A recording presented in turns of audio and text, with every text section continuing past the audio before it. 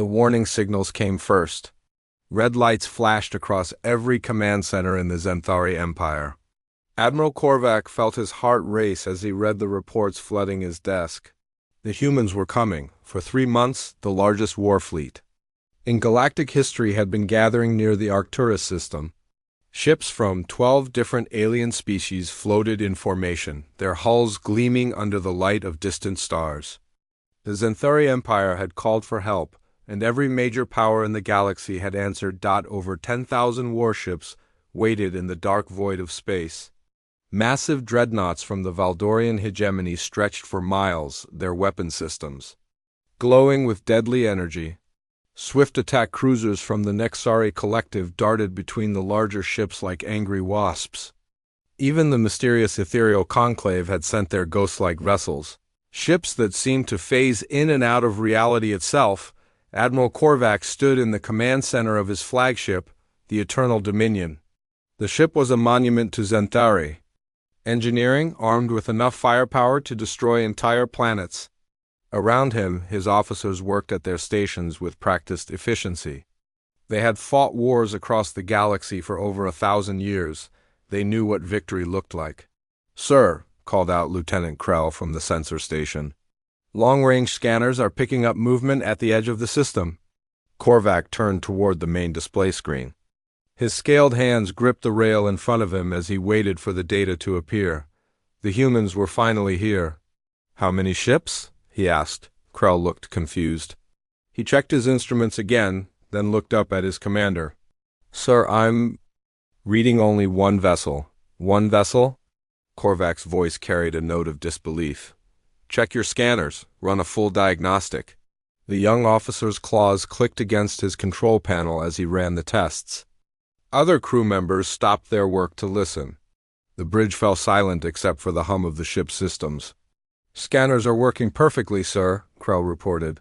"I'm detecting a single human ship approaching our position."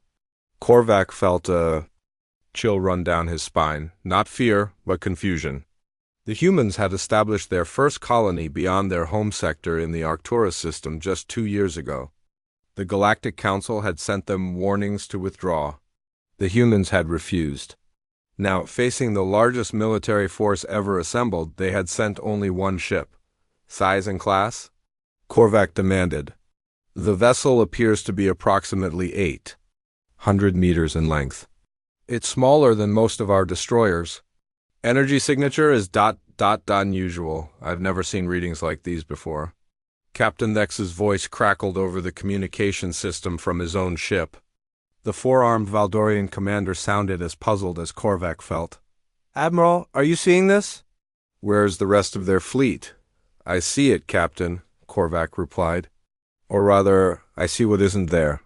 Across the Allied fleet, similar conversations were taking place. The Nexari Collective's Admiral Vex was running deep scans of the surrounding space, searching for cloaked vessels. The ethereal conclave ships had extended their psychic senses, looking for hidden mines. They found nothing. On the bridge of the UES Defiant, Commander Lisa Grant stood calmly before the main viewing screen. The sight before her would have terrified most beings in the galaxy. 10,000 enemy ships stretched across space like a metal constellation, each one capable of destroying her vessel with a single volley. "Ma'am," said Lieutenant Jake Morrison from the communications station, "we're receiving transmission requests from multiple enemy vessels. They all seem to be asking the same question." Lisa smiled. She had been waiting for this moment. "Put Admiral Korvac through." The screen flickered and the face of the Xanthari commander appeared. His reptilian features were twisted with confusion and something that might have been concern. Behind him, Lisa could see the busy command center of his massive warship. "Human vessel," Korvac began, his voice carrying the authority of someone who had commanded fleets for decades. "We detect only one ship in your formation. Are the rest of your forces cloaked? This is highly irregular." "Admiral," Lisa replied, her voice steady and confident, "this is Commander Lisa Grant of the United Earth Systems vessel Defiant. We are humanity's complete response to your invitation." Korvac's eyes widened. The scales around his neck flared slightly, a sign of agitation among his species. One ship? Against our entire armada? Are your people insane? Lisa's expression remained calm. She had practiced this moment many times. Perhaps you should ask yourself a different question, Admiral. Why would humans send only one ship unless they were absolutely certain it would be enough? The alien commander fell silent for a moment. Lisa could see him thinking, trying to process what he was hearing. Behind him, other Xanthari officers were whispering among themselves, their voices too low to be heard clearly. You cannot be serious, Korvac finally said. Our intelligence reports indicate that your species has been in space for less than a century. Your largest recorded battle involved fewer than 100 vessels. How can one ship stand against the combined might of 12 galactic powers?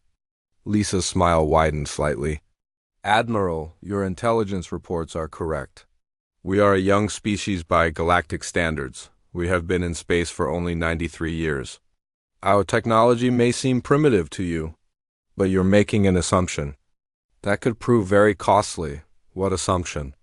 Korvac's voice was sharp now, the confusion giving way to irritation. You assume that because we're young, we're weak. You assume that because we're small, we're helpless. You assume that because we've never fought a war on this scale, we don't know how to win one.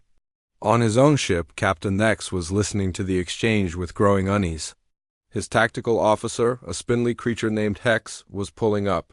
Human military records on the main display. Sir, Hex reported, their conflicts do seem primitive by our standards. Chemical propulsion, kinetic weapons, nuclear devices. Their home system shows evidence of only basic industrial capacity. I don't understand how they could pose a threat. Vex nodded, but something bothered him. If they're so primitive, why? Did they refuse to withdraw from Arcturus? Why didn't they negotiate when the Council issued its demands? The answer came from an unexpected source, Dr. Kevin Walsh. The chief scientist aboard the UES Defiant stepped forward on the human ships. Bridge. His voice carried the quiet confidence of someone who had spent his life solving impossible problems. Gentlemen, Walsh said, addressing the alien fleet commanders, you're operating under a fundamental misunderstanding about human nature. You see our small fleet and assume we're unprepared. You see our young civilization and assume we're naive. But you're missing the most important factor, which is, Korvac demanded, humans don't approach problems the way you do. When faced with a challenge, most species ask, how can we overpower this? Humans ask, how can we outsmart this? You built a fleet of 10,000 ships because you believe in the power of numbers. We built one ship because we believe in the power of ideas. The communication channel fell silent. Across the Allied fleet, sensors were taking more detailed readings of the human vessel. What they found made no sense. The ship's energy signature was unlike anything in their databases. The materials used in its construction seemed to defy known physics. Most disturbing of all, the vessel appeared to be changing, its structure. Shifting in ways that should have been impossible, Lieutenant Morrison looked up from his station. Ma'am, we're receiving multiple scan attempts from the enemy fleet. They're trying to analyze our systems, Lisa nodded. Let them look. They won't understand what they're seeing until it's too late.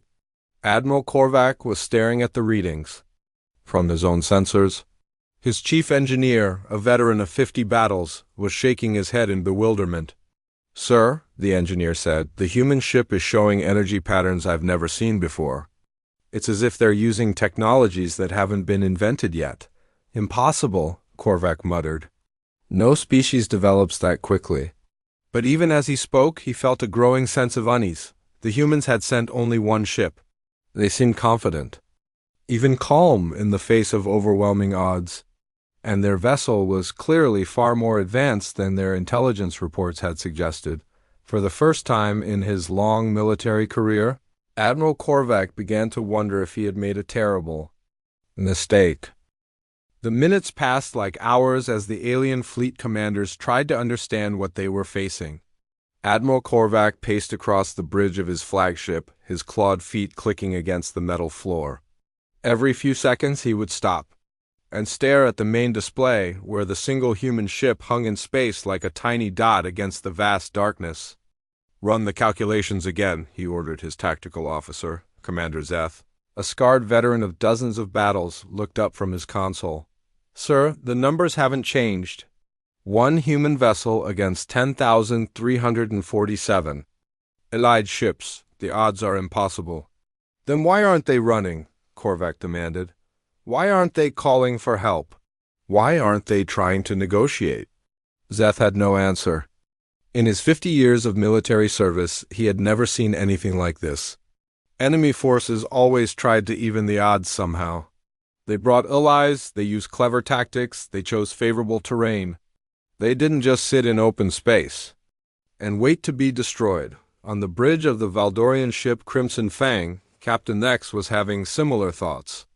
His forearms moved constantly as he gestured to his officers, a sign of deep agitation among his people. "Intelligence reports." He barked at his aide. The young Valdorian officer named Hex quickly pulled up the files on his screen. "Sir, human. Military doctrine shows they prefer guerrilla tactics. Hit and run attacks. They avoid direct confrontation whenever possible." "And then what are they doing here?" His voice was getting louder. "This is the most direct confrontation possible. They're outnumbered beyond any reasonable measure." His weapons officer, a quiet female named Zara, spoke up from her station. "Sir, what if they're not planning to fight?" Vex turned to look at her. "What do you mean? What if this is some kind of surrender? Maybe they're here to negotiate terms. Maybe they realize they can't win and they're giving up."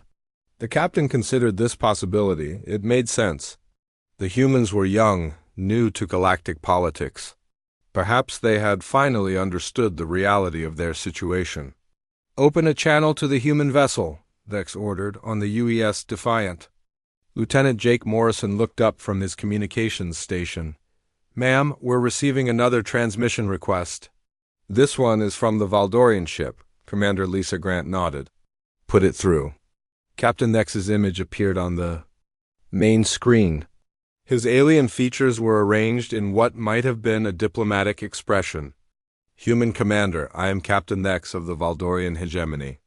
Perhaps we can discuss terms." "Terms?" Lisa asked, raising an eyebrow. "Yes. Terms for your surrender. Your withdrawal from the Arcturus system. If you leave now, we can guarantee safe passage for your colony ships. Your people can find another world to settle." Lisa's expression didn't change. "Captain, I think you misunderstand our position." "Your position?" Dex's voice carried a note of disbelief. "You have one ship. We have over 10,000. Your position is hopeless, is it?" Lisa asked calmly. "Tell me, Captain, in all your years of military service, have you ever seen a force this outnumbered choose to fight?" Dex paused. The question made him uncomfortable. "Well, no. But there have been cases of desperation, of species choosing death over surrender. And do we seem desperate to you?" The alien captain looked at the human woman on his screen. She appeared relaxed, almost casual. Her crew members were working quietly at their stations, showing no signs of panic or fear. It was not what he expected. "From people facing certain death, you seem..." Vex struggled for words. "You seem confident." "We are confident," Lisa replied. "The question is, why do you think we would be confident if we were about to lose?" The communication channel went silent. Vex found himself staring at the human commander, trying to read her expression. Behind him, his officers were whispering among themselves. Meanwhile, on the Nexari collective ship Swift Death, Admiral Vex was conducting his own analysis. The Nexari were known throughout the galaxy for their intelligence gathering. Their ships carried the most advanced sensors and scanning equipment available. "Report," Vex commanded his science officer. The officer, a tall, thin creature named Kix, looked troubled. "Sir, our scans of the human vessel are producing unusual results." "Unusual how?" "The ship's hull appears to be made of materials we don't recognize. The energy signature is unlike anything in our databases. Most concerning of all, sir, the vessel seems to be changing." Vex moved to the science station and looked at the readings himself. "Changing how?" The ship's mass is fluctuating, its dimensions appear to be shifting slightly, and the energy output is gradually increasing. Increasing? Are they powering up weapons? That's just it, sir. We can't identify any conventional weapon systems. But the energy levels are rising steadily. Vex felt a chill run through his body. The Nexari had encountered many strange technologies in their explorations of the galaxy. But this was something new, something that made no sense according to known physics. Sir, Kix continued, there's something else? Our deep scans are detecting what appear to be multiple dimensional signatures coming from the human ship. Multiple dimensions? Vex's voice was sharp. Are you saying they have interdimensional technology? I'm saying I don't know what they have, sir. The readings are beyond our understanding. Back on the Xanthari flagship, Admiral Korvac was receiving similar reports from his own science teams. The chief engineer, an elderly Xanthari named Korks, was shaking his head as he studied the sensor data. Admiral, this makes no sense. The human ship is showing energy patterns that shouldn't be possible. Explain. Well, sir, they appear to be drawing power from multiple sources simultaneously. Solar collection, matter-antimatter reactions, something that looks like zero-point energy extraction, and at least 3 other systems I can't identify. Korvac frowned. Multiple power sources? That's inefficient. Why would they do that? That's what troubles me, sir. It's not inefficient if you need that much power. The question is, what are they planning to do with it? The Admiral turned back to the main display. The human ship looked no different than it had an hour ago. But the sensor readings told a different story. Whatever was happening aboard that vessel, it was building towards something. Sir, called out Lieutenant Krell from the communications station. We're receiving a general broadcast from the human ship. They're transmitting to the entire fleet. Put it through. Dr. Kevin Walsh's voice filled the bridge of every ship in the Allied fleet. His tone was calm, almost professorial. Greetings to all species present. I am Dr. Kevin Walsh, Chief Scientist of the UES Defiant. I thought you might be interested in understanding what you're seeing. Admiral Korvac felt his scales bristle. What we're seeing is one ship preparing to be destroyed. Actually, Walsh continued, what you're seeing is the end result of 93 years of human scientific development. You see, when humanity first reached the stars, we made a discovery that changed everything. What discovery? Captain Nex's voice came over the fleet communication channel. We discovered that the universe is far more flexible than most species believe. You see limitations as absolute. We see them as suggestions. You see the laws of physics as unchangeable. We see them as starting points for negotiation. The fleet. Commanders exchanged glances, though they couldn't see each other. The humans' words made no sense. Physical laws were absolute. They governed everything from the movement of stars to the behavior of subatomic particles. Dr. Walsh, Admiral Vex's voice carried a note of skepticism. The laws of physics are universal constants. They cannot be changed or negotiated with. Can't they? Walsh asked. Tell me, Admiral, what happens when you apply enough energy to space-time itself? What happens when you convince matter that it doesn't need to follow the rules it used to? Follow? On the bridge of the Defiant, Commander Lisa Grant watched the sensor displays showing the alien fleet. She could see the confusion spreading from ship to ship as commanders talked to each other, trying to understand what the humans were saying. Dr. Walsh, she said quietly, I think it's time for a demonstration. The scientist nodded. Agreed. Gentlemen, what you're about to witness is why humans don't need large fleets. We don't overcome our enemies through superior numbers. We overcome them through superior understanding. The human ship began to change. What had appeared to be a solid, conventional vessel started to unfold like a flower blooming in fast motion. Sections of the hull retracted, revealing systems that seemed to glow with their own inner light. What are they doing? Whispered Captain Nex. They're showing us, Admiral Korvac replied, his voice filled with growing dread. Why they only sent one ship? The energy readings from the human vessel were climbing exponentially. Every sensor in the Allied fleet was screaming warnings as power levels soared beyond anything they had ever recorded.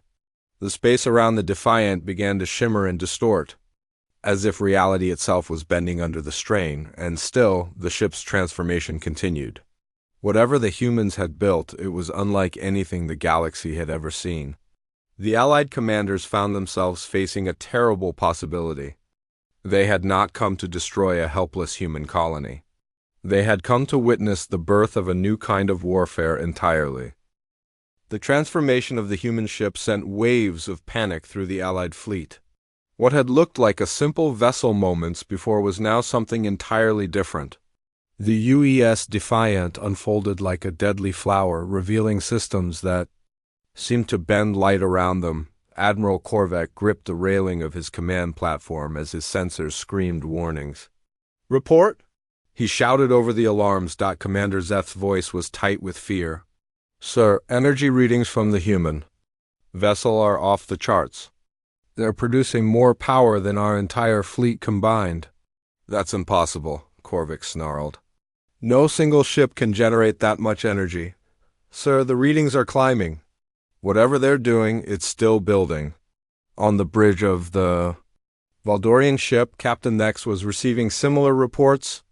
His forearms moved frantically as he tried to process the information flooding in from his sensors. "Zara," he called to his weapons officer, "target that ship. All weapons, full power." The female Valdorian looked up from her station, her face pale. "Sir, I'm trying, but our targeting systems can't lock onto them." "What do you mean they can't lock on?" "The ship is there, but it's also not there. Our sensors keep losing the target. It's like they're existing in multiple places at once." Vex felt his blood run cold. "Multiple places? That's not possible. Sir, nothing about this situation is possible." Across the fleet, similar conversations were happening on every ship. The Nexari vessels were reporting dimensional anomalies. The ethereal conclave ships were detecting psychic disturbances unlike anything they had experienced. Even the most advanced species in the galaxy were finding their technology unable to cope with what they were seeing. On the UES Defiant, Commander Lisa Grant stood calmly at the center of the bridge. Around her, her crew worked with quiet efficiency, their movements precise and practiced. The chaos affecting the alien fleet seemed to have no impact on the humans. "Status report," Lisa requested. Lieutenant Amy Rodriguez looked up from her station. "Quantum field generators are at 30% and climbing. Temporal displacement systems are online. Reality anchors are holding steady. What about the demonstration target?" "Asteroid designated Alpha 7 is in position, ma'am.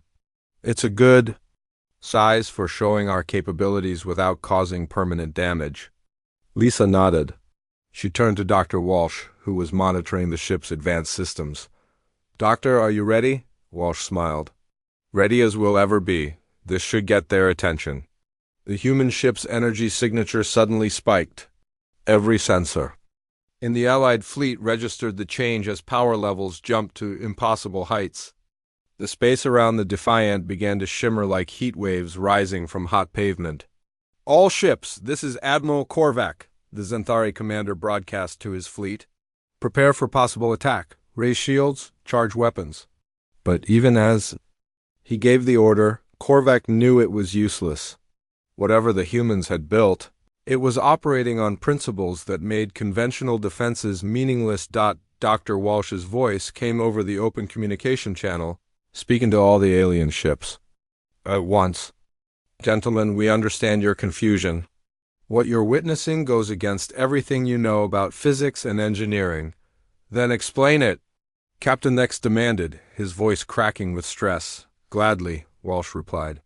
"You see, most species approach technology by working within the laws of physics. They build bigger engines, stronger weapons, tougher armor. But humans asked a different question. What if we could change the laws themselves?" Admiral Vex's voice came over the channel, filled with scientific skepticism. "The laws of physics are universal constants. They cannot be changed." "Can't they?" Walsh asked. "Tell me, Admiral, what happens when you apply enough energy to the fabric of space-time itself?" What happens when you convince matter that it doesn't need to follow the rules it used to follow? The alien commanders fell silent. The question made no sense to them. Physical laws were absolute. They governed everything from the movement of planets to the behavior of atoms.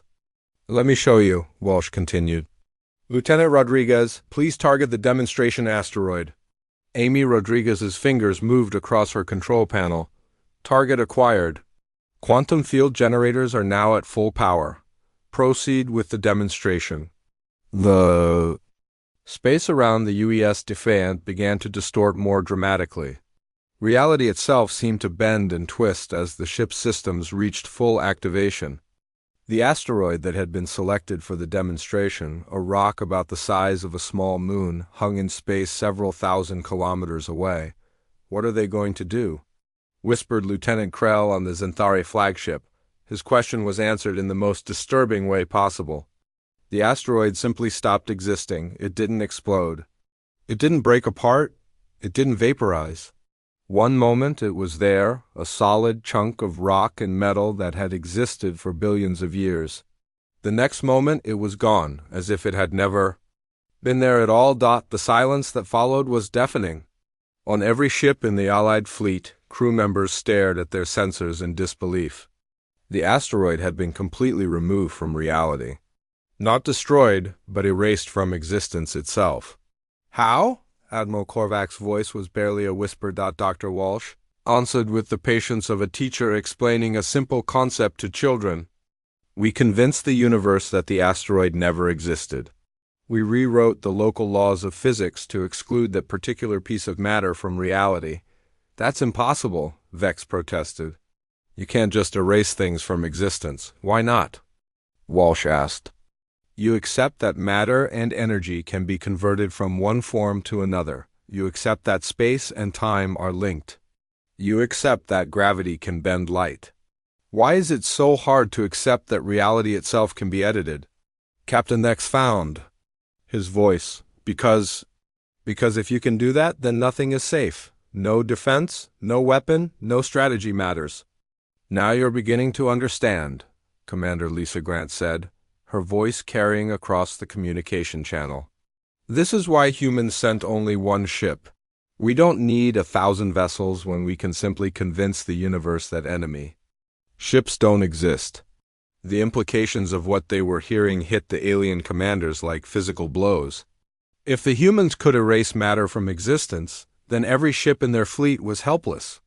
All their weapons, all their shields, all their tactical advantages meant nothing. But you didn't destroy us, Admiral Korvac said slowly. You could have erased our entire fleet the moment we arrived. Why didn't you? Lisa's expression softened slightly. Because erasing 10,000 ships and their crews would have been genocide. We're not here to commit mass murder. We're here to defend our colony and hopefully to teach you something. Teach us what? Vex asked. That there's a better way? Lisa replied. You see, when humans first developed this technology, we faced the same temptation you're thinking about right now. We could have used it to conquer the galaxy. We could have erased every threat, every enemy, every obstacle in our path. Why didn't you? Vex's voice was quiet now, almost respectful.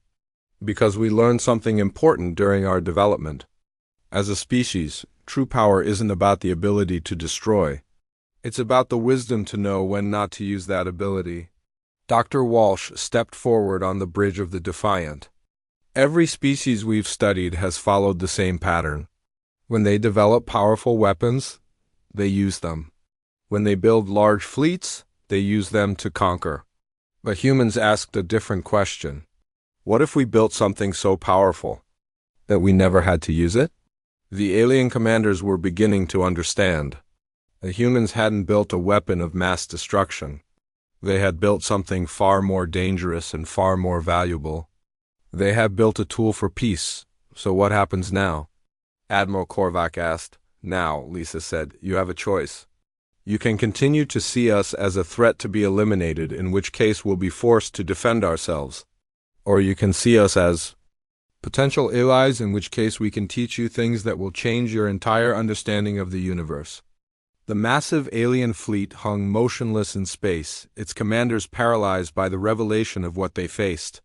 The U's Defiant, still alone but now clearly the most powerful vessel in the galaxy, waited patiently for their decision.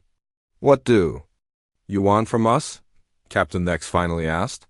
"Nothing," Lisa replied, "but we have something to offer you. The chance to learn what we've learned, to grow beyond the limitations you've accepted as absolute, to discover that the universe is far more flexible than you ever imagined." The future of galactic civilization hung in the balance, waiting for the Allied fleet's response. The silence stretched across space for what felt like hours. On every ship in the massive alien fleet, commanders and crew members stared at their screens, trying to process what they had witnessed. The impossible had become reality. The humans had shown them technology that could rewrite the fundamental laws of existence. Admiral Korvac sat heavily in his command chair, his scaled hands trembling slightly. In 50 years of military service, he had never felt so helpless. His massive flagship, the pride of the Zenthari Empire, suddenly seemed as fragile as a soap bubble. "Sir," Lieutenant Krell said quietly from the station, "what are your orders?" Korvac looked at the young officer. What orders could he give? How do you fight an enemy that can erase you from existence with a thought? How do you threaten someone who holds the power to unmake reality itself? "I don't know," he admitted, his voice barely above a whisper. On the Valdorian ship Crimson Fang, Captain Nex was pacing frantically across his bridge. His forearms gestured wildly as he tried to think of a solution, any solution, to their impossible situation. "Sir," his aide Hex said carefully, "perhaps we should consider withdrawal." "Withdrawal?" Dex's voice was sharp. "We came here with the largest fleet in galactic history. How can we just leave?" "Because, sir," Hex replied, "staying might mean we never leave at all." The captain stopped pacing. The truth of those words hit him like a physical blow. They weren't warriors anymore. They were insects facing a giant, hoping not to be stepped on. Meanwhile, on the Nexari vessel Swift Death, Admiral Vex was frantically reviewing every piece of data his sensors had collected. As the galaxy's most advanced intelligence gathering species, the Nexari prided themselves on understanding everything they encountered, but the human technology defied all logic. "Sir," his science officer Kix reported, "I've run every analysis possible. The human ship appears to be manipulating what we call the fundamental constants of physics. They're not just using advanced technology. They're rewriting the rules that govern how the universe works." "That should be impossible," Vex muttered. "Yes, sir, it should be, but they're doing it anyway." Vex felt a chill run through his thin body. The Nexari had encountered many strange things in their explorations, but nothing like this. The humans weren't just advanced. They were operating on a completely different level of existence. On the human ship, Commander Lisa Grant was watching the alien fleet carefully. She could see the confusion and fear spreading from vessel to vessel as the reality of their situation sank in. Part of her felt sorry for them. They had come expecting a conventional battle and instead found themselves facing something beyond their comprehension. "Ma'am," Lieutenant Jake Morrison said from the communications station, "we're receiving multiple transmission requests. Every ship in their fleet wants to talk." "Put Admiral Korvac through first," Lisa replied. "He seems to be their overall commander." The Zenthari Admiral's face appeared on the main screen. His reptilian features showed signs of stress that hadn't been there before.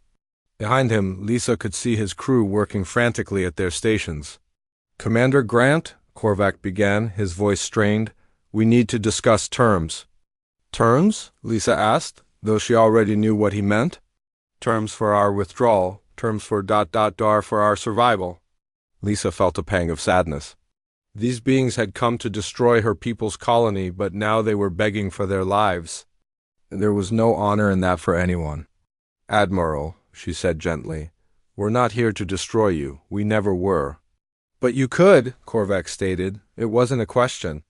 "Yes, we could erase your entire fleet in seconds. But doing so would make us no better than the conquerors you came here to be." Dr. Walsh stepped forward on the bridge. Admiral Korvac, may I ask you something? The alien commander nodded. Double quotes. Why did you come here? What did you hope to achieve? Korvac was quiet for a moment. The Galactic Council decided that humans were expanding too quickly, that you might become a threat to established powers. We came to remove that threat by destroying our colony, by forcing you to withdraw from this system, by showing you that the galaxy already has its rulers. Walsh nodded thoughtfully. And now? What do you think now? Now I think we made a terrible mistake, Korvac admitted. We thought we were dealing with primitives. We thought your small numbers made you weak. But we're not weak, are we? Lisa asked. No, you're the most powerful species any of us have ever encountered. Captain Nex's voice came over the communication channel. Commander Grant, what happens to us now? Do we go home and tell our people that humanity can destroy any of us whenever they choose? Lisa considered the question carefully. Captain, what would you tell them if we destroyed your fleet today? I wouldn't be able to tell them anything. I'd be dead. Exactly. Dead heroes can't learn from their mistakes. They can't grow. They can't change. Admiral Vex joined the conversation. You're saying you want us to learn something. I'm saying you already have learned something, Lisa replied. The question is, what will you do with that knowledge? Doctor. Walsh pulled up a holographic display showing the positions of all the ships in the area. Gentlemen, look at this formation. 10,000 ships arranged for maximum destructive power.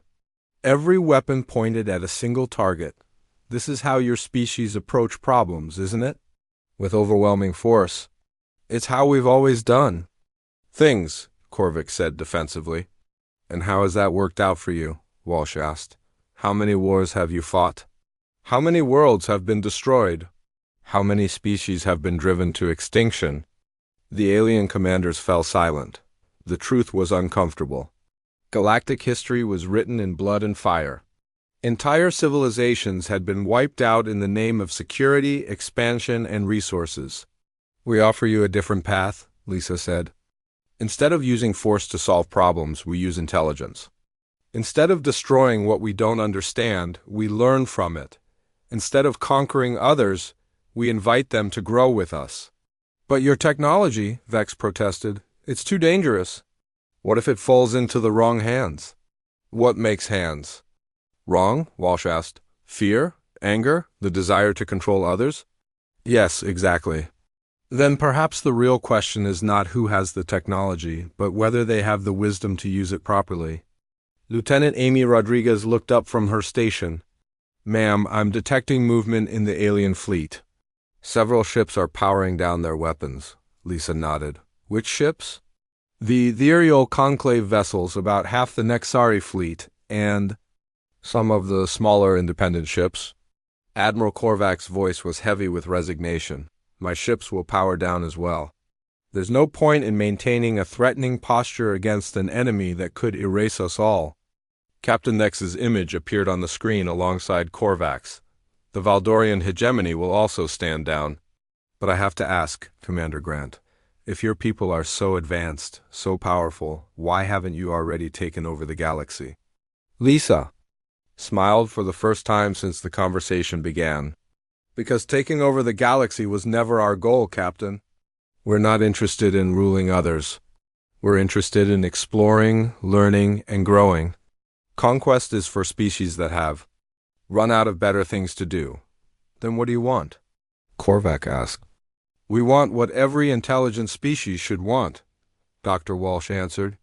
We want to push the boundaries of what's possible. We want to solve problems that seem impossible. We want to reach for the stars not to conquer them, but to understand. And you want to do this alone? Vex asked. No, Lisa replied. We want to do this with friends. With allies? With species that share our curiosity and our desire to grow beyond what we are today. The communication channels fell quiet as the alien commanders absorbed this information. They had come expecting a war.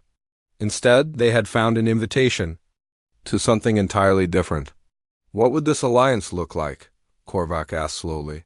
It would look like what you're seeing right now, Lisa said. Different species with different strengths, working together instead of fighting each other.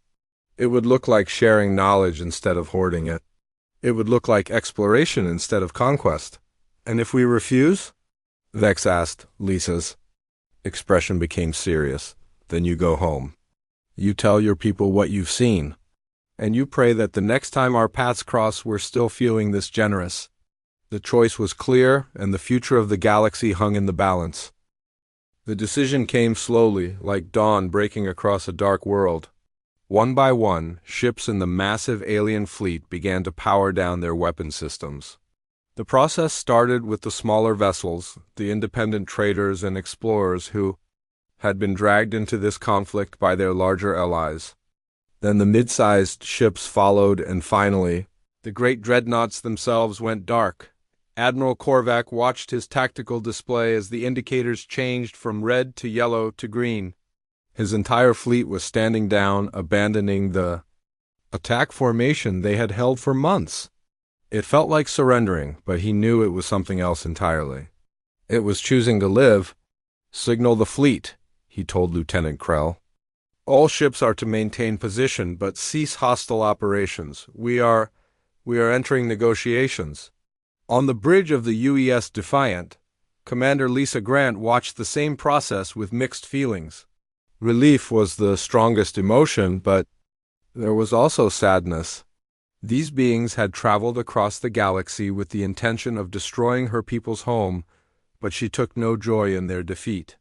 Victory without honor felt hollow. "Ma'am," Lieutenant Jake Morrison reported, "we're receiving a priority transmission from Admiral Korvac." "Put it through." The Xanthari commander's face appeared on the main screen. His reptilian features looked older than they had hours before, as if the weight of understanding had aged him.